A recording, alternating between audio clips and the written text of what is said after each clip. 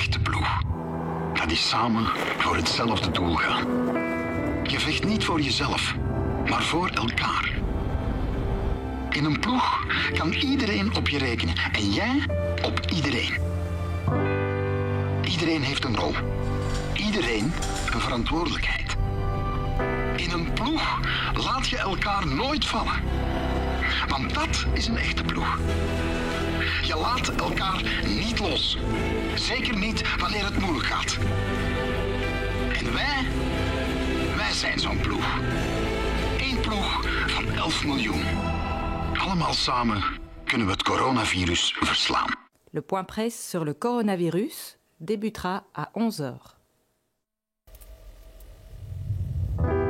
Dans une vraie équipe, on a tous un objectif commun. On ne se bat pas pour soi, non, mais pour tout le monde. C'est un pour tous et pas chacun pour soi. Chacun a un rôle à jouer, une responsabilité. On doit pouvoir compter sur les autres, comme les autres doivent pouvoir compter sur nous. Dans une équipe, on ne lâche personne. Et personne ne lâche. C'est ça, une vraie équipe. Une équipe de 11 millions. Tous ensemble, pour vaincre le coronavirus. Om 11 uur start de persconferentie over het coronavirus. Een echte ploeg. Dat is samen voor hetzelfde doel gaan. Je vecht niet voor jezelf, maar voor elkaar. In een ploeg kan iedereen op je rekenen en jij op iedereen. Iedereen heeft een rol. Iedereen een verantwoordelijkheid. In een ploeg laat je elkaar nooit vallen. Want dat is een echte ploeg. Je laat elkaar niet los. Zeker niet wanneer het moeilijk gaat. En wij zijn zo'n ploeg. Eén ploeg van 11 miljoen. Allemaal samen kunnen we het coronavirus verslaan. Le point presse sur le coronavirus débutera à 11h.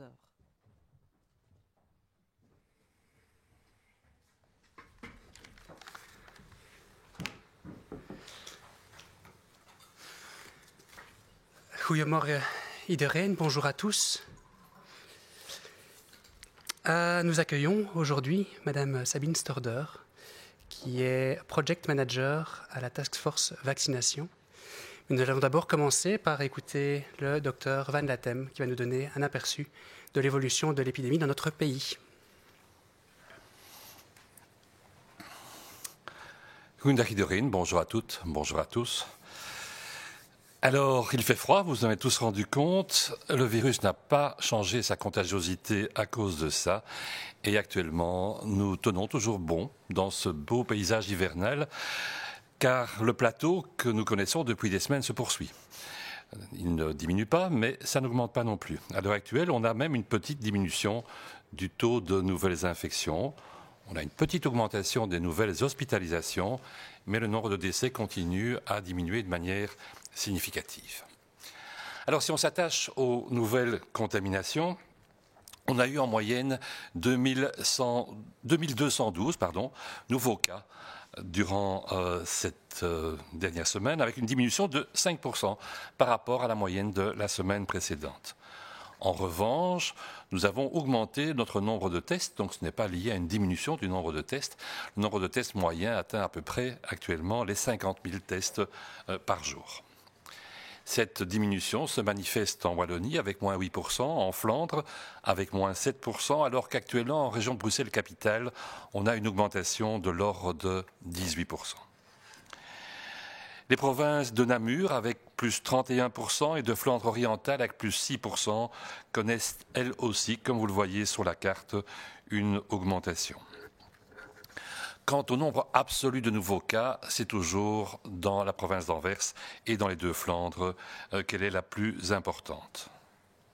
Si on s'intéresse cette fois-ci à la répartition selon les tranches d'âge, on constate des diminutions dans toutes les tranches d'âge, avec une diminution particulièrement marquée chez les personnes les plus âgées, de plus de 80 et 90 ans, respectivement de 18 et de 22%. De ce fait, l'âge moyen des nouveaux cas a diminué, il continue de diminuer. La semaine dernière, en l'occurrence, la moitié des nouveaux cas étaient âgés de moins de 38 ans. Si on s'intéresse cette fois-ci, et vous le voyez sur la diapositive, aux nouvelles hospitalisations, on a une légère hausse, effectivement. En moyenne, on avait 121 nouvelles admissions par jour, soit 6% de plus que 2% de plus, excusez-moi, que la semaine précédente. Donc une toute petite augmentation à ce niveau-là. Ceci nous amène à avoir à peu près 1700 patients, en l'occurrence 1698 patients hospitalisés pour Covid, dont 302 le sont en soins intensifs. Ceci est une diminution respectivement de 8 et de 7%.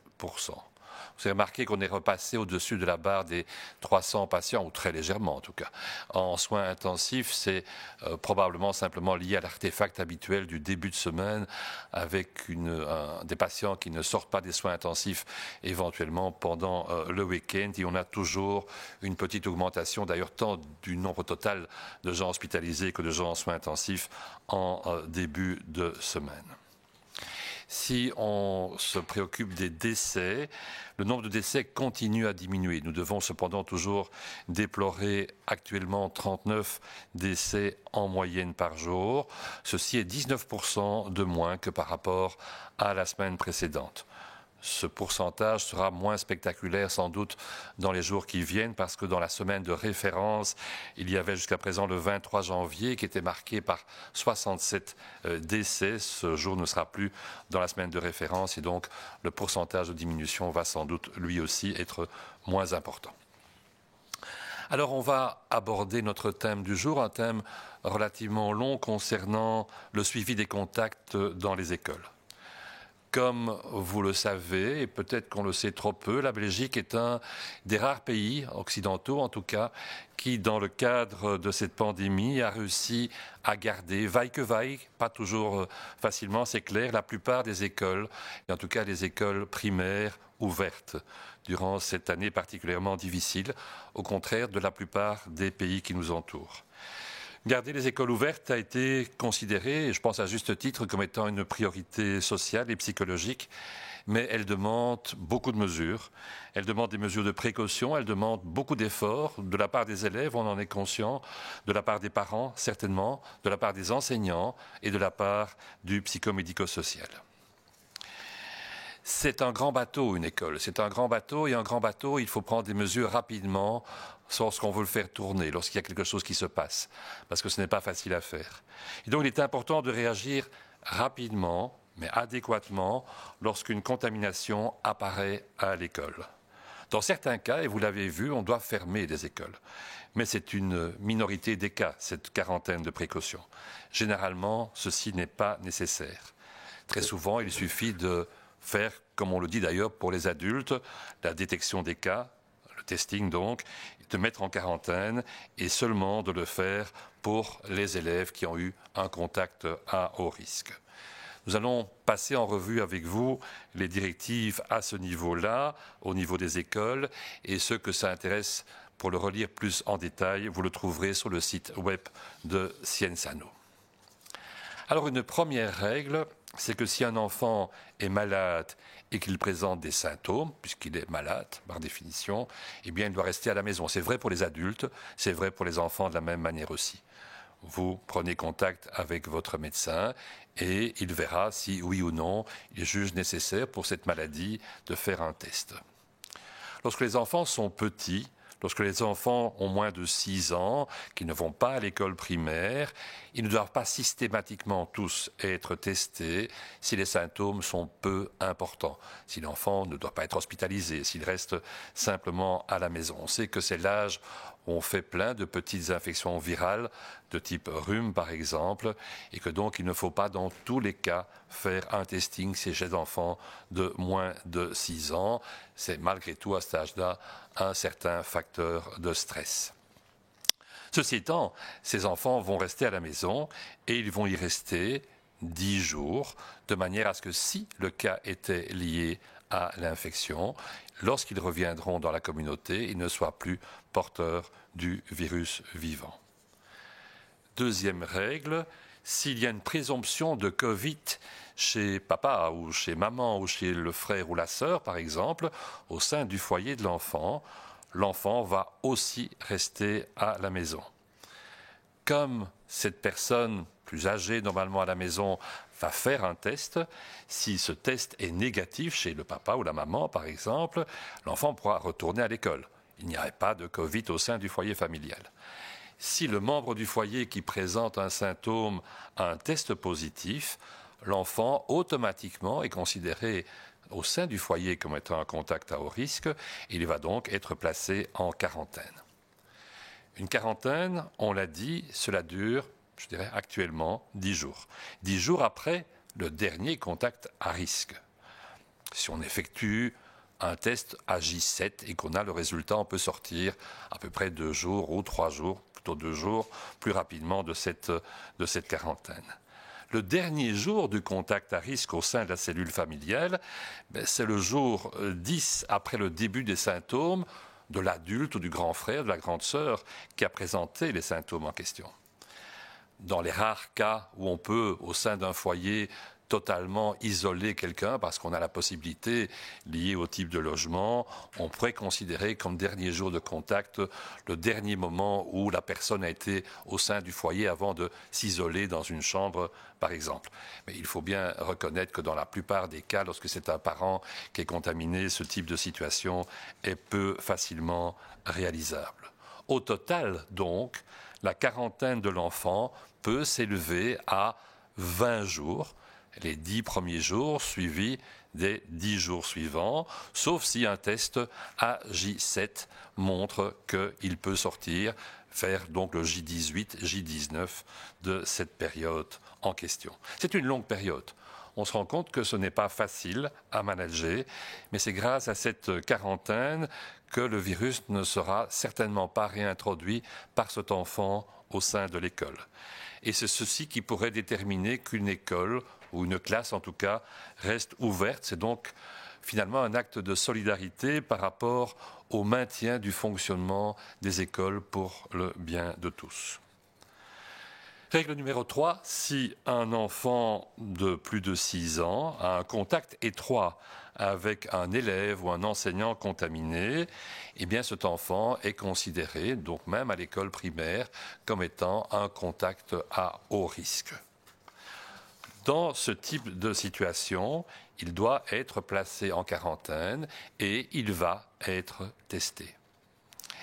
Les enfants qui, en contraste, ont un contact à faible risque peuvent, eux, aller à l'école et continuer à y aller en s'abstenant toutefois de pratiquer des activités extrascolaires. Donc de se mélanger finalement avec d'autres bulles, d'autres enfants. Ceux qui vont déterminer ce type de contact, haut risque, faible risque, eh bien, ce sont les personnes les plus habilitées à le faire, c'est-à-dire des médecins, ou en tout cas des personnes, des structures psychomédico-sociales, qui ont eu une formation de manière et des instructions plus précises, en l'occurrence dans le contexte de cette pandémie. Et donc, avec cette connaissance, avec cette habitude qu'ils ont, ils vont déterminer qui est à faible risque ou à haut risque. La définition de ce type de contact va dépendre, on l'a déjà dit, de l'âge de l'enfant, les petits-enfants étant moins susceptibles d'être considérés comme étant des contacts à haut risque. C'est donc pour cela qu'il y aura une différenciation en fonction de, on a plus de 6 ans à l'école primaire, ou on a moins de 6 ans, on est en maternelle par exemple, et vous avez là une diapositive qui vous donne différents renseignements à ce sujet. Les contaminations au sein du personnel de l'école seront suivies par le médecin du travail quant à elle. L'enfant donc, qui est un contact à haut risque, doit être placé en quarantaine, comme on l'a dit, et il va être testé le plus vite possible. Pourquoi, entre autres, le plus vite possible ? Eh bien, c'est pour savoir si d'emblée déjà, cet enfant n'est pas porteur du virus. Et s'il est porteur du virus, cela pourra lancer le tracing de manière plus rapide, de manière à définir les autres chaînes de transmission qui auraient pu ainsi se développer. Si cet enfant testé d'emblée là est positif, les autres membres de sa famille, frères, sœurs, papa, maman, seront eux aussi contraints de rester à la maison et, étant des contacts à haut risque, ils vont eux aussi être testés. Si par contre ce test précoce de l'enfant est négatif, le reste de la famille, les autres membres du foyer, ne doivent pas être testés et peuvent continuer, pour les uns, à aller à l'école, pour les autres, à aller au travail. Ça n'empêche pas que l'enfant de départ, celui qui était considéré comme contact à haut risque, va rester en quarantaine pendant 10 jours, effectivement, et qu'il sera testé une deuxième fois. Au niveau de l'école, si une infection est détectée, on l'a dit, on ne doit pas systématiquement fermer toute la classe et certainement pas systématiquement fermer toute l'école. Et ceci ne dépend pas du type de variant. Le virus originel, le variant anglais, le variant sud-africain ne doivent pas faire changer fondamentalement ce type de politique. C'est en l'occurrence en cas d'infections multiples, et probablement ces variants sont-ils plus aptes à donner des infections multiples, ou s'il n'est pas clair si c'est vraiment une situation de contact à haut risque ou à faible risque, que l'on va mettre la classe entière en quarantaine.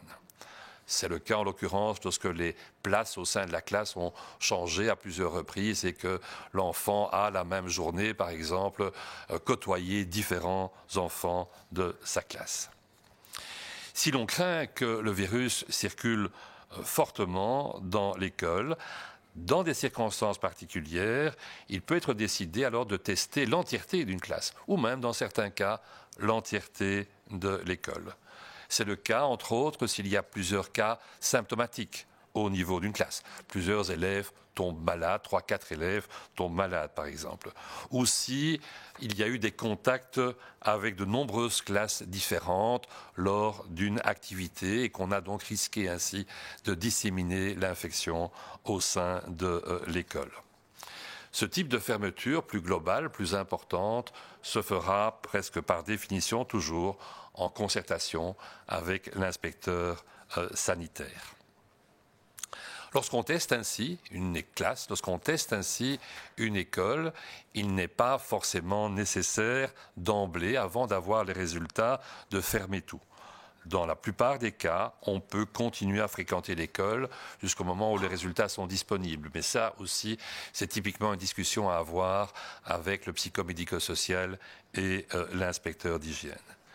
Bien sûr, si les tests reviennent, que ces tests sont positifs, qu'il y a de nombreuses contaminations dans différentes classes, la décision peut être prise, comme ça a été récemment le cas à plusieurs moments, de fermer l'entièreté de la structure.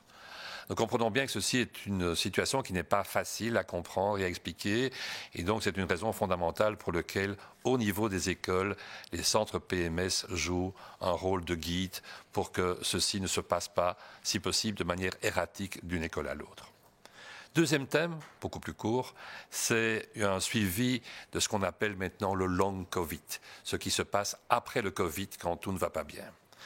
Comme vous le savez, dans la plupart des cas, les personnes guérissent en 1 à 2 semaines, tout spécialement lorsque l'infection a été modérée, tout spécialement, bien sûr, si on n'a pas séjourné en soins intensifs, par exemple. Certaines personnes, et pas seulement ceux qui ont séjourné en soins intensifs, mais parfois certaines personnes qui sont restées à domicile, continuent à présenter des symptômes pendant non seulement des jours, mais éventuellement des semaines, et certaines d'entre elles des mois, après la fin de l'infection aiguë. Les symptômes les plus fréquemment signalés sont la fatigue, sont le fait d'être à court d'haleine, l'essoufflement, sont des maux de tête, sont des difficultés de concentration, la persistance entre autres de ce fameux brouillard, ce fog, comme disent les anglo-saxons, qu'on a parfois dans la tête lorsqu'on est en infection aiguë et qui continue parfois pendant des semaines après l'épisode en question. Et il y a toute une série d'autres symptômes qui sont ainsi actuellement signalés. Il y a dans la littérature scientifique beaucoup d'incertitudes et donc il est clair qu'il faut actuellement, et c'est une recommandation internationale soutenue par l'OMS et par plusieurs pays, il faut maintenant mieux s'attacher à comprendre ce qui se passe chez ceux qui présentent ces symptômes au long cours. Ceci est-il dû à une infection persistante, ce qu'on ne croit pas pour l'instant, mais bon. Ceci est-il dû à des fréquences différentes en fonction du type de population? Combien de temps cela dure-t-il exactement? Il y a de larges zones qui doivent être encore explorées. En décembre dernier, le KCE, donc le Centre fédéral d'expertise sur les soins de santé, a lancé une étude sur les besoins et le suivi des personnes qui présentent ainsi des symptômes pendant encore des semaines après la fin théorique de la pathologie. Dans ce cadre, le KCE a également lancé un questionnaire en ligne. Si vous avez encore actuellement ou si vous avez eu des symptômes Covid persistants ainsi de longue durée, vous pouvez remplir ce questionnaire en ligne via le lien qui s'affiche actuellement sur la diapositive. Ce questionnaire peut encore être complété jusqu'au dimanche 14 février. Merci pour votre attention.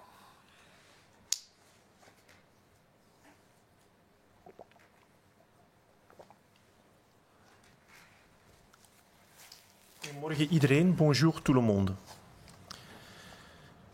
We geven vandaag een nieuwe stand van zaken rond COVID. Het weer is guur, het virus is nog steeds besmettelijk, maar we houden stand ook tijdens deze winterse sneeuwdagen. De plateaufase in de coronacijfers houdt verder aan. Er is sinds vandaag opnieuw een daling in de besmettingscijfers, terwijl de nieuwe ziekenhuisopnames lichtjes toenemen. De overlijdens blijven verder dalen. De afgelopen week werden er gemiddeld 2212 nieuwe gevallen per dag vastgesteld. Dat is een daling van 5% in vergelijking met de week ervoor.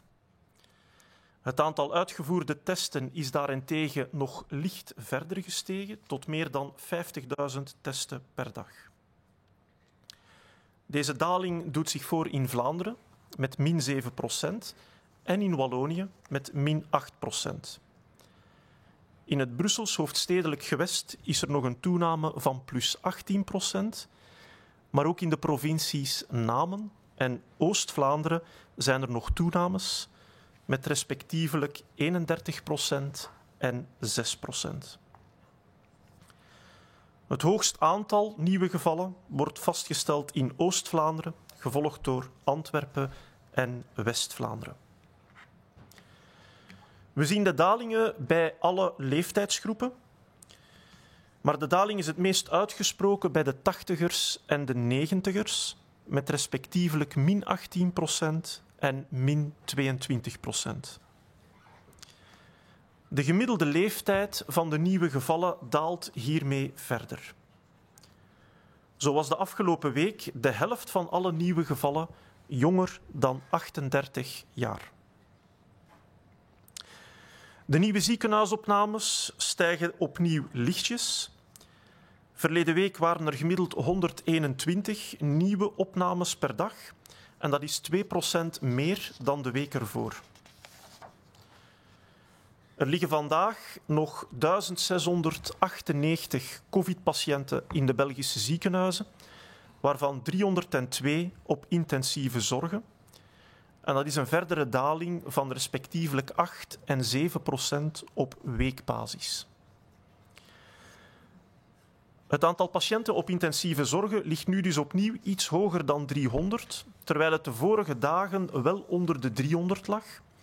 Dat is echter een normaal fenomeen, gezien er tijdens het weekend doorgaans minder ontslagen zijn uit het ziekenhuis, waardoor het cijfer van maandag wat hoger uitvalt.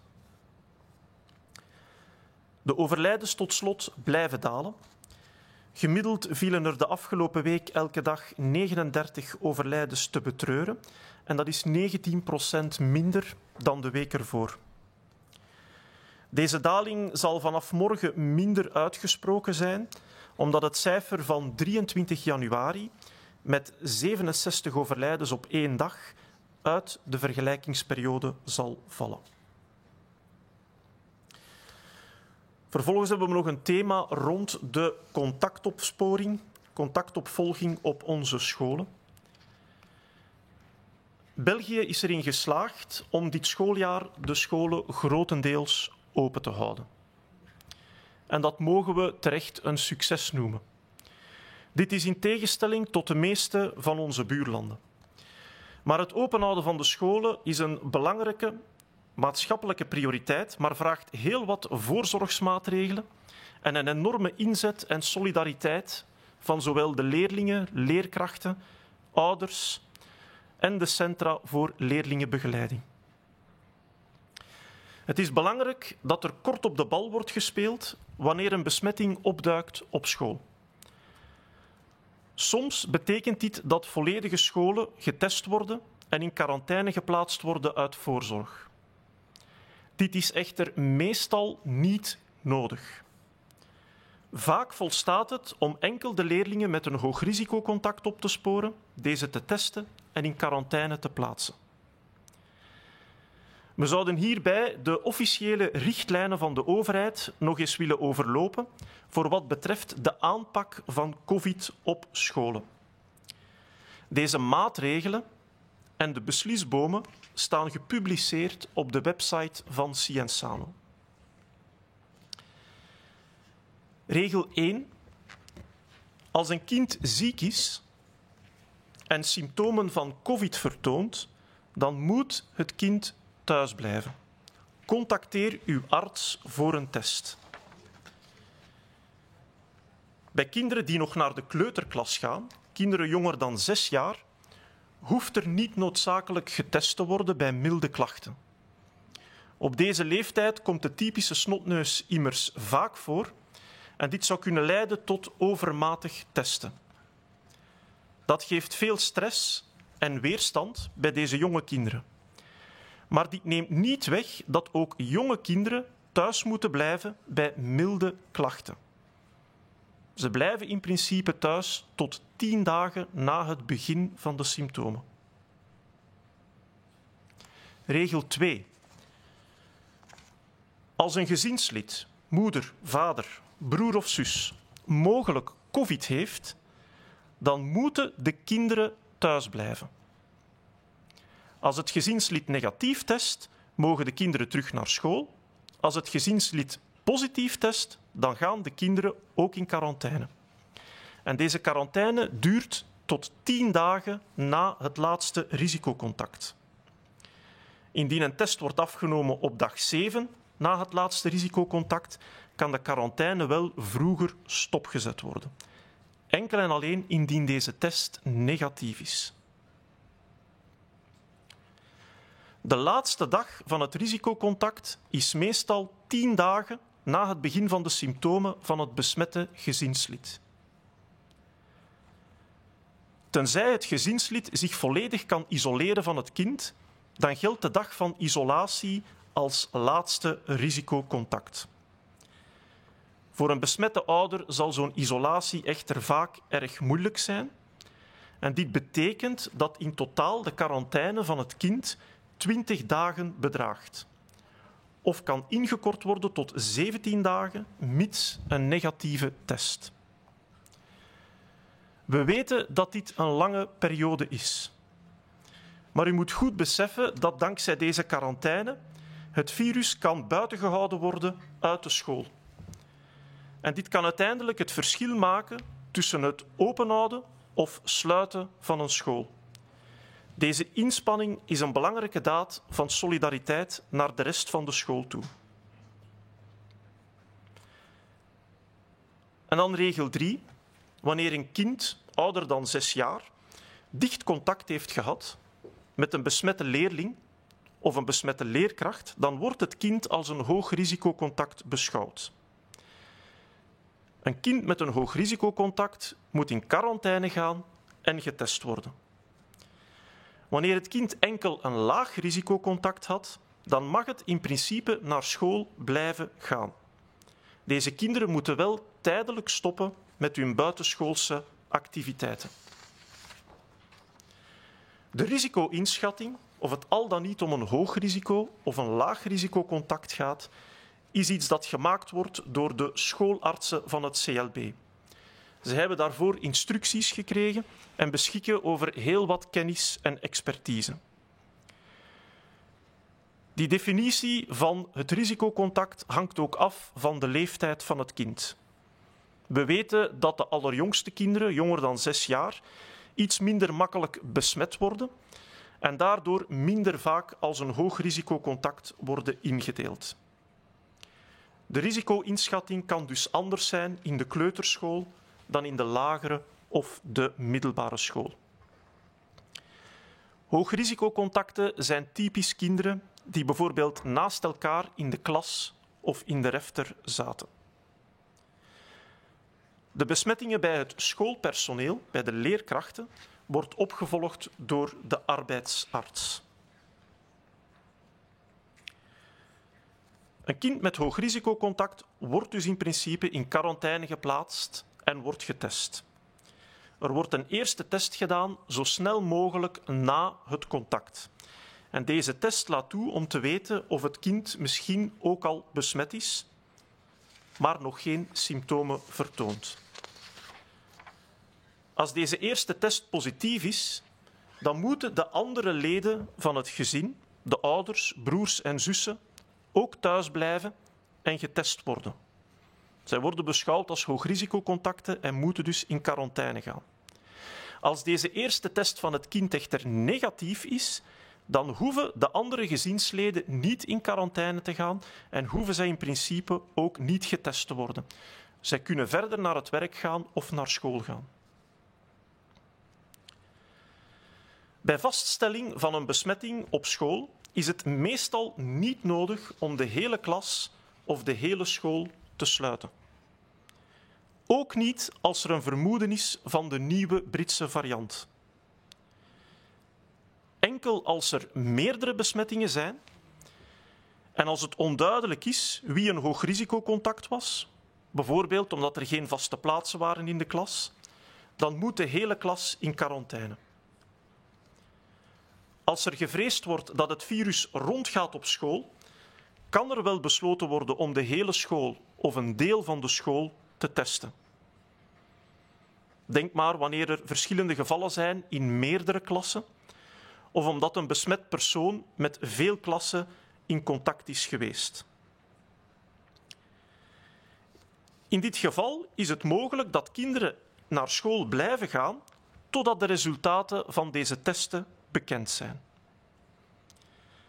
Indien uit deze testen wel zou blijken dat er veel besmettingen zijn op de school, dan kan besloten worden om de school tijdelijk te sluiten.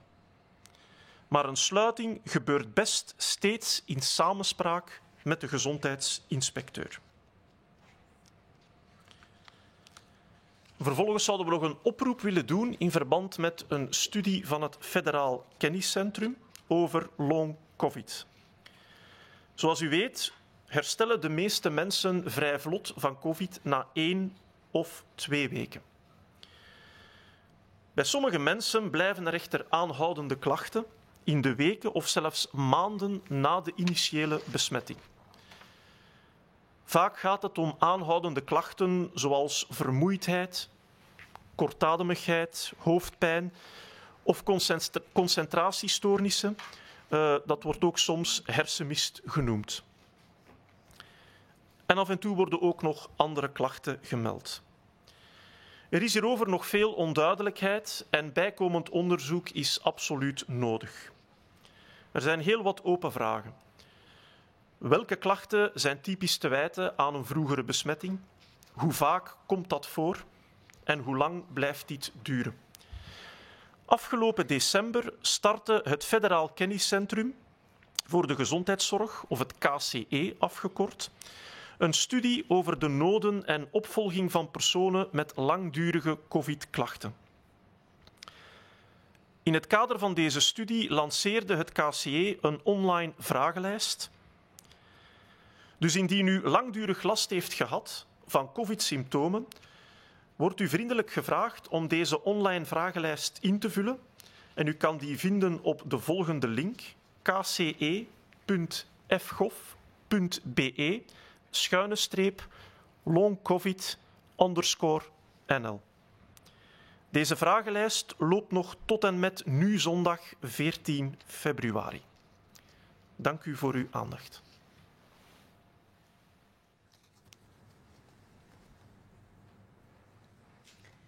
Mesdames et messieurs, bonjour. Depuis le début de la campagne de vaccination, notre objectif a toujours été de protéger les plus vulnérables, ceux qui sont le plus exposés au risque d'hospitalisation et de décès. De cette façon, nous contribuons aussi à éviter la surcharge de notre système de santé et du personnel soignant. Cet objectif reste inchangé, même si de nouvelles informations sont disponibles depuis le début de la campagne de vaccination, comme c'est le cas aujourd'hui avec le vaccin AstraZeneca. Qu'en est-il de l'efficacité de ce vaccin? Les données scientifiques disponibles sont actuellement insuffisantes pour évaluer l'efficacité du vaccin AstraZeneca chez les personnes âgées de 56 ans et plus. Ce faisant, et sur la base de l'avis qui a été formulé par la Task Force Vaccination, la conférence interministérielle a décidé de réserver provisoirement ce vaccin particulier aux adultes âgés de 18 à 55 ans. Par conséquent, en attendant d'obtenir des données scientifiques plus robustes, le Conseil supérieur de la santé a recommandé que les 443 000 premières doses de vaccin AstraZeneca qui seront livrées dans notre pays au cours du mois de février soient provisoirement réservées aux adultes de 18 à 55 ans. Les études cliniques montrent dans ce groupe particulier que ce vaccin AstraZeneca offre une protection de plus de 70% à partir de 15 jours après la deuxième dose, particulièrement si celle-ci est administrée de 8 à 12 semaines après la première injection. Si l'on attend 12 semaines après la première injection, le vaccin peut offrir une protection plus élevée encore. Afin d'éviter autant que possible les maladies graves et les décès causés par la Covid-19, il a donc été décidé de proposer les vaccins AstraZeneca à certains groupes pour lesquels ils sont les plus efficaces. Qui va donc recevoir ce vaccin et quand? Au cours de ce mois de février, nous commencerons à administrer le vaccin AstraZeneca au plus grand nombre possible de personnes au sein des groupes suivants, dans cet ordre et toujours dans la tranche d'âge des 18 à 55 ans. Premièrement, le personnel soignant. Ensuite, les résidents et les membres du personnel des autres institutions de soins collectifs, comme les centres de revalidation, les institutions psychiatriques ou encore le personnel des institutions résidentielles de protection de l'enfance et de la jeunesse. Troisièmement, les groupes à risque présentant des comorbidités. Toutefois, les personnes qui souffrent de troubles immunitaires ou bien qui sont traitées avec des immunosuppresseurs feront exception.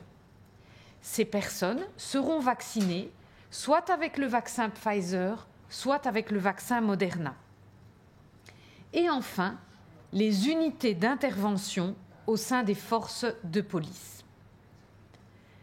Quel est l'avantage de cette approche ?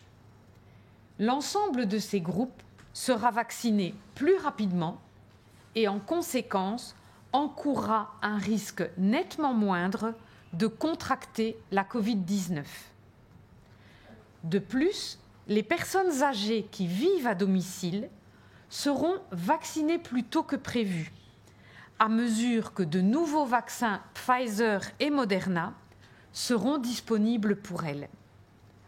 Tout cela va contribuer à l'immunité de groupe et donc à la protection de ceux qui ne sont pas encore vaccinés. Combien de vaccins AstraZeneca sont attendus ce mois-ci ? En février, 443 000 doses du vaccin AstraZeneca sont attendues en Belgique.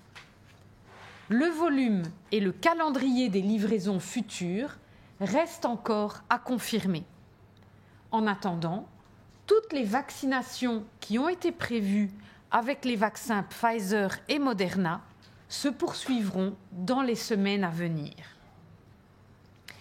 Il n'existe actuellement pas de données scientifiques solides qui démontrent que ces 3 vaccins ont un impact significatif sur la transmission du virus.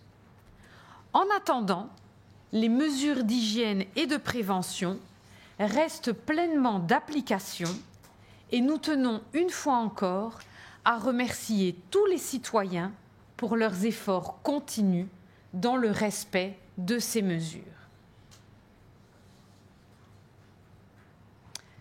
Beste allen, van bij de opstart van onze vaccinatiecampagne is onze doelstelling steeds geweest het beschermen van de meest kwetsbaren, die het meeste risico lopen op hospitalisatie en overlijden. Op die manier worden ons zorgsysteem en onze zorgverleners niet overbelast. Deze doelstelling blijft onveranderd. Ook al er is sinds het begin van de vaccinatie nieuwe informatie beschikbaar geworden, zoals nu het geval is bij het AstraZeneca-vaccin. Over de werkzaamheid van deze vaccin. Momenteel zijn er nog onvoldoende wetenschappelijke data beschikbaar over de werkzaamheid van het vaccin voor personen vanaf 56 jaar oud. Daarom heeft de interministeriële conferentie op advies van de Taskforce Vaccinatie beslist om de AstraZeneca-vaccins voorlopig enkel te voorzien voor volwassenen tot en met 55 jaar. Uit klinische studies blijkt dat het vaccin aan deze personen vanaf 2 weken na de tweede dosis een bescherming tot meer dan 70% biedt. Als de tweede dosis gegeven wordt na 8 tot 12 weken. En als men na de eerste dosis 12 weken wacht, kan het vaccin zelfs nog een betere bescherming bieden. Zo er werd beslist om zoveel mogelijk ernstige ziekten en overlijdens door COVID-19 te vermijden. En de AstraZeneca-vaccins aan bepaalde groepen aan te bieden, voor wie ze het meest werkzaam zijn. Wie krijgt het vaccin en wanneer? In de loop van deze maand februari zal men beginnen met het toedienen van het AstraZeneca-vaccin aan zoveel mogelijk personen binnen de volgende groepen. In deze volgorde en steeds binnen de leeftijd van 18 tot en met 55 jaar oud. Ten eerste de zorgverleners. Daarna de bewoners en personeel in andere collectieve zorginstellingen, zoals revalidatiecentra en psychiatrische instellingen. Ook het personeel in residentiële instellingen voor de bescherming van kinderen en jongeren hoort hierbij. Ten derde, de risicogroepen met bepaalde aandoeningen. Uitzondering hierop zijn mensen met immuunstoornissen of die worden behandeld met immunosuppressiva. Deze mensen zullen worden gevaccineerd met Pfizer of Moderna. En tenslotte de politionele ordediensten op het terrein. Wat is het voordeel van deze aanpak? Hierdoor worden deze groepen sneller gevaccineerd en lopen zij een beduidend lager risico op COVID-19-ziekte en ziekteuitvallen. Daarnaast worden de thuiswonende ouderen eerder gevaccineerd dan voorzien, omdat er voor hen meer Pfizer- en Moderna-vaccins beschikbaar worden. Dit alles bedraagt bij tot de groepsimmuniteit en dus de bescherming van de nog niet gevaccineerden. Hoeveel AstraZeneca-vaccins worden deze maand verwacht? In februari worden 443.000 dosissen van het AstraZeneca-vaccin verwacht. Het volume en de planning van de latere leveringen zijn nog niet gekend. Ondertussen blijven de geplande vaccinatie met de Pfizer- en Moderna-vaccin voor de komende weken gewoon doorgaan. Momenteel is nog niet aangetoond dat de 3 vaccins een significante impact hebben op de overdracht van het virus. Daarom blijven de beschermde maatregelen onverminderd van kracht en wij willen alle burgers bedanken voor de inspanningen die hierbij al lange tijd geleverd worden. Dank u wel voor uw aandacht. Bedankt, mevrouw Storder. Derde deel van onze infomomenten, de persvragen. Vandaag hebben we 3 vragen gekregen. Ondanks een relatief stabiel aantal ziekenhuisopnames tijdens de afgelopen maand is het aantal gehospitaliseerde patiënten gedaald. Het aantal overlijdens is ook gedaald. Kunnen we hieruit afleiden dat we patiënten beter en sneller verzorgen? Wel, het is zo dat het aantal patiënten die in het ziekenhuis liggen, en dat geldt zeker voor de patiënten op intensieve zorgen, is het resultaat van 2 tendensen. Je hebt een langere termijn, waarbij we al een lange tijd een lichte daling zien in het aantal ziekenhuisopnames, en de korte termijn, waar je eerder stabilisatie ziet. Wanneer je kijkt naar intensieve zorgen, dan liggen daar ook heel wat patiënten die daar meerdere weken blijven liggen. Dus op de piek van de tweede golf bouw je zo heel wat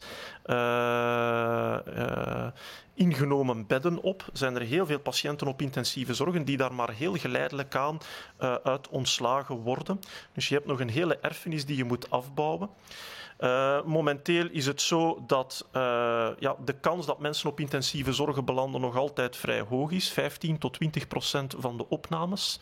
Wanneer je kijkt naar de overlijdens, dan staat dat voor een stukje ook los van de ziekenhuisopnames, omdat we weten dat heel veel overlijdens ook buiten het ziekenhuis plaatsvinden, in de woonzorgcentra met name. En daar gaat het al een tijdje ook beter. Enerzijds omdat er minder grote uitbraken zijn en misschien ook zeker in de toekomst toe, dat hopen we toch dankzij de vaccinatie.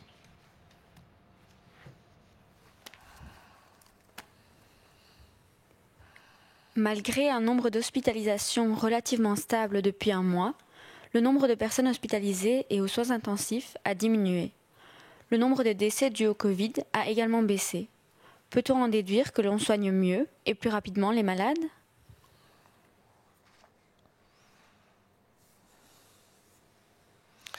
Alors ceci est une question complexe parce qu'elle fait intervenir plusieurs choses et des paramètres dont on ne domine pas encore totalement les raisons. Le total des patients qui sont hospitalisés en soins intensifs est à la fois l'issue d'une situation au long cours sur lequel nous avons la fameuse deuxième vague importante que nous avons connue et une lente diminution, et aussi d'une situation maintenant à court terme dans laquelle on a l'impression que la quantité de patients qui entrent à l'hôpital et sortent de l'hôpital est relativement équivalente avec ce plateau que nous connaissons. Au niveau des soins intensifs, on le sait, ils ont été remplis fortement lors de la deuxième vague et certains des séjours de soins intensifs sont particulièrement prolongés sur des semaines et des semaines, et nous voyons encore un peu actuellement le résultat de ceci se transfigurer dans les décès, entre autres, ou dans l'occupation relativement stable des soins intensifs. Actuellement, toujours 15 à 20%, un petit 20% en tout cas, des patients qui sont hospitalisés passent par les soins intensifs. Et à notre connaissance, actuellement, le séjour n'a pas été modifié de manière significative par rapport aux derniers mois, comme en octobre ou novembre, par exemple. Concernant la mortalité qui évolue favorablement, elle est bien sûr liée partiellement à une mortalité qui diminue au niveau des patients en soins intensifs, mais aussi très significativement par rapport à une mortalité moins importante en extra-hospitalier, essentiellement d'ailleurs là dans les maisons de repos et de soins, parce qu'il n'y a pratiquement pas de mortalité extra-hospitalière autre que dans les maisons de repos et de soins. Et on sait qu'à ce niveau-là, depuis plusieurs semaines déjà, les grosses épidémies sont moins importantes, le nombre de cas est moins important, et peut-être déjà y a-t-il un début d'impact de la vaccination dans ces structures qui explique cette baisse de mortalité en dehors de l'hôpital. Le nombre de patients Covid en soins intensifs continue de baisser, alors que le nombre d'admissions reste plus ou moins stable. L'objectif poursuivi étant d'éviter la surcharge dans les hôpitaux, peut-on envisager de modifier le seuil fixé à 75 admissions par jour pour relâcher les mesures sanitaires ? Alors je vais prendre une image, vous savez que je les aime bien. Ce n'est pas parce que le chiffre de mortalité sur les routes évolue favorablement depuis maintenant plusieurs années que le code de la route doit être réformé et que la vitesse doit être illimitée sur nos autoroutes. On est d'accord, comparaison n'est pas forcément raison, mais je pense que ceci doit nous faire comprendre en partie la position actuelle. Il nous faut garder une structure de santé qui soit capable de répondre non seulement à ce Covid, mais aussi à la lourde tâche qu'elle avait déjà avant que le Covid existe. Il faut que dans le futur, elle ne soit pas chroniquement, comme elle l'est pour l'instant, avec le plateau que nous connaissons, sous une certaine pression, qui permet de faire le reste des soins, mais qui les rend plus complexes. Et donc il faut que ceci soit plus facile, ceci soit plus fluide. De manière à le rendre plus facile et plus fluide, nous devons garder un certain nombre de critères. Ce ne veut pas dire que ces critères sont indéflectibles et taillés dans le roc, mais je pense qu'il ne faut pas trop facilement se dire ça va mieux et donc on élargit la situation. Le critère du nombre de patients devenant positifs par jour est un critère qui, lui, a une autre volatilité parce que, effectivement, le fait de protéger le système de santé, de protéger justement ce volume d'admission par la vaccination des plus fragiles, pourrait rendre ce deuxième critère moins utile dans le futur. Par contre, je pense qu'il reste nécessaire, à un certain niveau en tout cas, d'avoir des limites raisonnables protégeant la structure même de base du système de santé.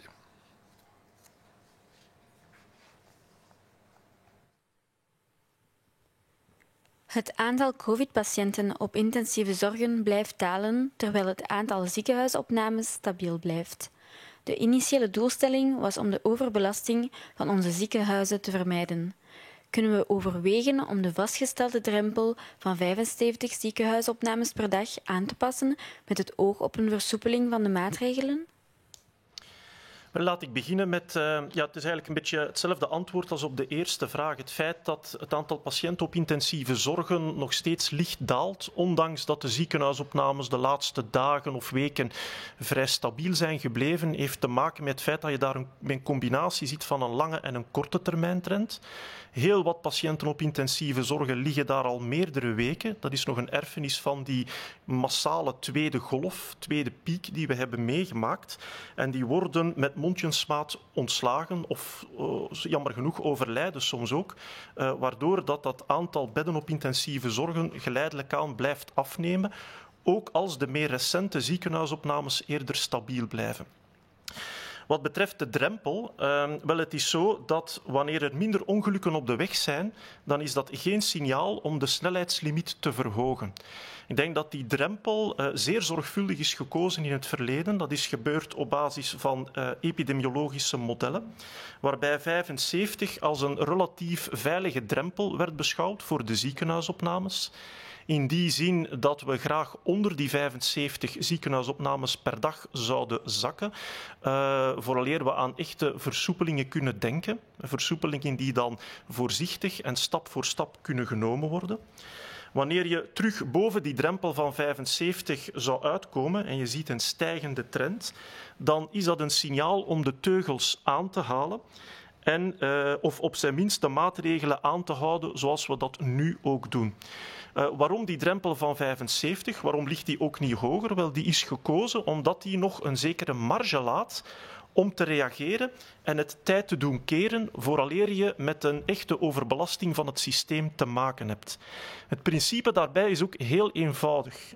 Dat als we vroeg en krachtig genoeg reageren, ga je een veel grotere impact hebben en ga je die inspanning minder lang moeten aanhouden om het tijd te keren dan wanneer je langer wacht of te lang wacht. Dan verlies je de controle, kom je in de exponentiële fase van de epidemie terecht, heb je meestal geen enkele keuze meer dan volledig op de rem te gaan staan en te gaan richting een zeer drastische maatregelen. En dat willen we absoluut vermijden.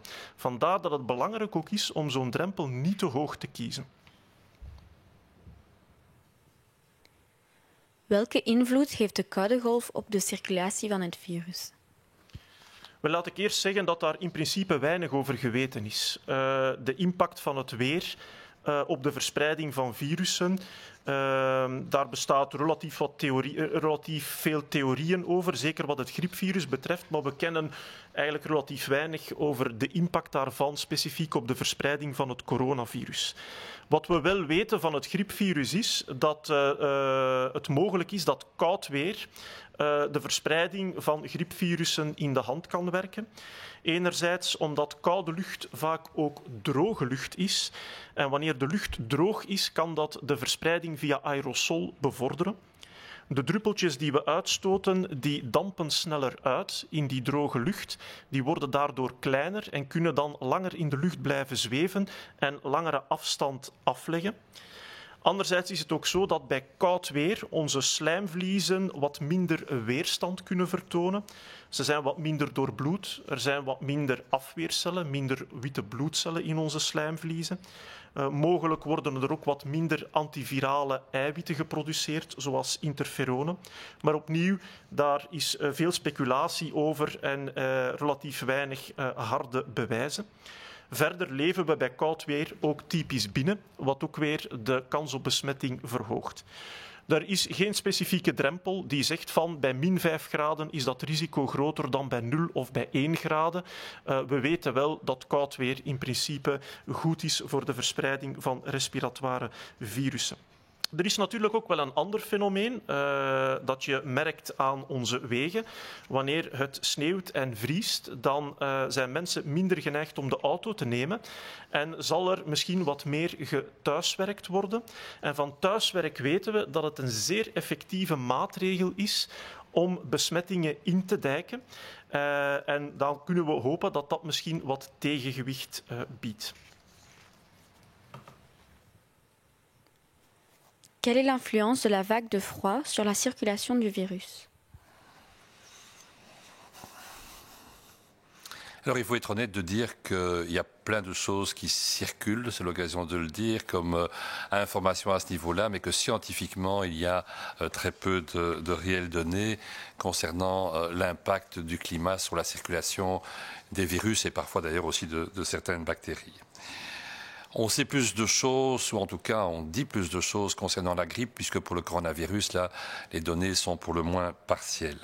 Et pour la grippe, comme vous le savez, globalement parlant, on accepte de se dire que le froid favorise sa transmission. Les éléments pour soutenir ça vont d'une part sur des éléments purement climatologiques et hygrométriques. Lorsqu'il fait froid, il fait d'habitude plus sec dans l'air, et un air plus sec est plus adéquat à la formation, à la persistance, à la diffusion des micro-aérosols et donc ces microparticules qui peuvent rester suspendues dans l'air et transmettre ainsi le virus à distance. Lorsqu'il fait froid, nos muqueuses, le point d'entrée du virus dans l'organisme, le nez, la bouche par exemple, sont plus froids, sont un peu moins bien vascularisés, un peu, je dirais, abîmés eux aussi, et que dans ce contexte, ils font moins bien leur travail de retenir le virus ou d'avoir une immunité locale permettant d'empêcher le virus d'entrer au niveau de ces muqueuses. Enfin, et on le sait tous, lorsqu'il fait froid, et particulièrement très froid, eh bien, nous avons plus tendance à vivre à l'intérieur, à être ensemble, et donc forcément à favoriser par la proximité la transmission du virus en question. Soyons clairs, il fait actuellement, il faisait ce matin, -7, -8 dans le centre de la Belgique. Personne ne sait si ce -7, -8 permet une meilleure transmission que le +2, +3 qu'on connaissait il y a quelques jours encore et qui étaient des températures tout aussi hivernales. Par contre, de manière intéressante, nous avons tous remarqué en arrivant ce matin qu'il y a moins de circulation. Lorsqu'il y a de la neige, les gens sortent moins et c'est une bonne chose. S'ils sortent moins et qu'ils sont actifs, c'est peut-être parce qu'ils télétravaillent, puisque la possibilité est maintenant clairement ouverte qu'ils télétravaillent plus. Et on sait que lorsqu'on télétravaille plus, qu'on va moins voir des collègues, qu'on est moins présent quelque part, on diminue les chaînes de transmission. Donc il est possible qu'il y ait par cette vague de froid un effet favorable d'une certaine manière qui endigue l'effet potentiellement défavorable des conditions climatiques quant à la transmission du Covid. Merci à toutes et tous pour votre attention. On se retrouve vendredi à 11h pour la prochaine conférence de presse. Bedankt voor uw aandacht en tot vrijdag om 11 uur voor de volgende persconferentie.